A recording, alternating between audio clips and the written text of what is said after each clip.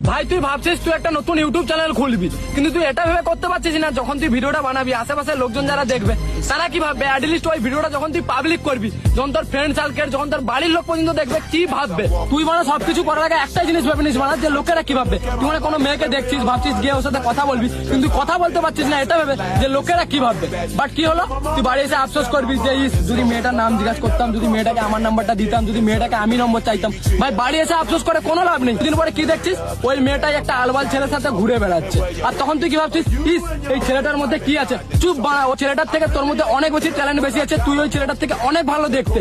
ছেলেটার মধ্যে এমন একটা জিনিস আছে যেটা তোর মধ্যে নেই। ওই ছেলেটার মধ্যে বলার সাহস আছে, ওই ছেলেটার মধ্যে এ সাহসটা আছে যে লোকেরা আমার বাল ভাববে, কিন্তু তুই সবসময় লোকের কথা ভেবে কিছু করিস না। তুই দেখছিস অনেক ছোট ছোট ইউটিউবার তোর সামনে বড় হয়ে যাচ্ছে, আলবাল ভিডিও বানিয়ে তুই মানে দেখছিস তো আলবাল ভিডিও বানিয়ে কিছু করতেই পারবে না। মানে দুদিন পরে দেখছিস সেই সিলভার প্লে বাটন আনপ্যাক করছে, দুদিন পরে দেখছিস সেই গোল্ডেন প্লে বাটন আনপ্যাক করছে। তখন কি ভাবছিস, হায় বাড়া এ বাড়া এত বড় হয়ে গেল। হ্যাঁ ভাই ও করেছে, ওর মধ্যে কোনো ট্যালেন্ট নেই, তোর মধ্যে হাজার ট্যালেন্ট আছে, তুই কর না বাড়া।